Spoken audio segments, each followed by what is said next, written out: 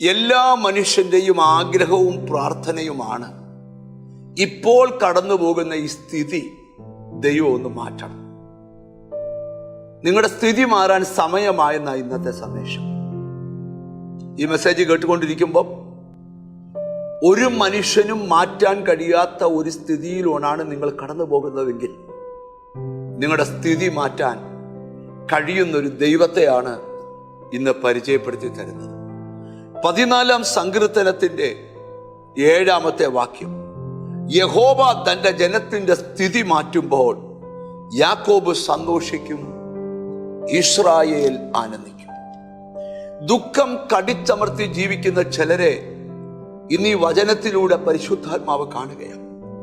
ജീവിതം കയ്പായി പോയി, ജീവിതം പ്രതിസന്ധിയിലായിപ്പോയി, ഈ സ്ഥിതി ഇനി ഒരിക്കലും മാറത്തില്ലെന്ന് നിന്റെ ചുറ്റുപാട് നിൽക്കുന്ന സകല മനുഷ്യരും ഒന്നിച്ചു പറയുകയാണ്, ഇവൻ ഒതുങ്ങിപ്പോയി, ഇവൻ ഒടുങ്ങിപ്പോയി, ഇവന്റെ സ്ഥിതി ഇനി മാറത്തില്ല. എന്നാൽ ഇന്ന് നീ കേട്ട മാനുഷിക ശബ്ദങ്ങൾക്കതീതമായി ദൈവം നിന്നോട് സംസാരിക്കുക. യഹോവ തന്റെ ജനത്തിന്റെ സ്ഥിതി മാറ്റും. സ്തോത്രം. യഹോവ ഇയ്യോബിന്റെ സ്ഥിതി മാറ്റി. എല്ലാമുള്ളൊരു മനുഷ്യൻ ഒരു ചെറിയ സമയം കൊണ്ട് ഒന്നുമില്ലാത്തവനായി മാറി. എല്ലാം നഷ്ടപ്പെട്ടപ്പോഴും ഒരു പരാതി ആ മനുഷ്യനില്ല. അവൻ പറയാ, യഹോവ തന്നു, യഹോവ എടുത്തു, അവന്റെ നാമം വാഴ്ത്തപ്പെടുമാറാകട്ടെ. അങ്ങനെയൊക്കെ പറയാൻ കാരണം എന്താ?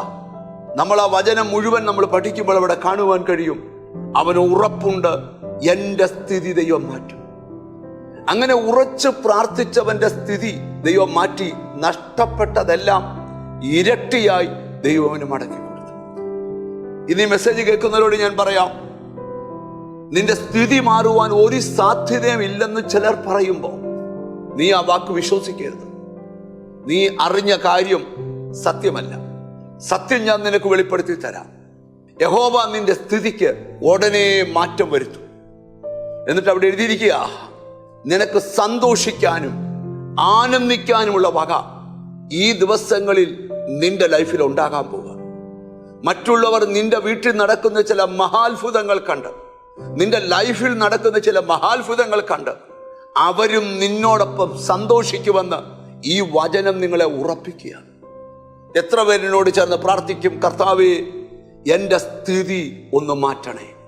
കാരുണ്യവാനായ ദൈവമേ, സ്വർഗസ്ഥ പിതാവേ, വല്ലാത്തൊരു പ്രതിസന്ധിയിലും ഞെരുക്കത്തിലും ഇടുക്കത്തിലും വ്യക്തികളെ പിശാച് കൊണ്ട് കയറ്റിയിട്ട് ഇന്ന് അവർക്ക് നേരെ അലറി അട്ടഹസിച്ചുകൊണ്ട് നിൽക്കുമ്പോൾ അവൻ്റെ നിഗൂഢ പദ്ധതികളെ എടുത്തു മാറ്റിക്കൊണ്ട് കർത്താവെ സ്ഥിതി മാറ്റുന്നൊരു ദൈവമുണ്ടെന്ന് ഇന്ന് ദൈവവചനത്തിൽ കൂടെ തന്ന സന്ദേശത്തിന് നന്ദി. എന്നോട് ചേർന്ന് പ്രാർത്ഥിക്കുന്ന മക്കളുടെ സ്ഥിതി മാറണം. അവരെ നിന്റെ നാമം ചൊല്ലി പിതാവിൻ്റെയും പുത്രൻ്റെയും പരിശുദ്ധാത്മാവിൻ്റെ നാമത്തിൽ അനുഗ്രഹിച്ച് പ്രാർത്ഥിക്കുന്നു. അവർ അനുഗ്രഹിക്കപ്പെടട്ടെ യേശു ക്രിസ്തുവിൻ നാമത്തിൽ തന്നെ. ആമേൻ. നിന്റെ സ്ഥിതി മാറും, നീ സന്തോഷിക്കും, നീ ആനന്ദിക്കും.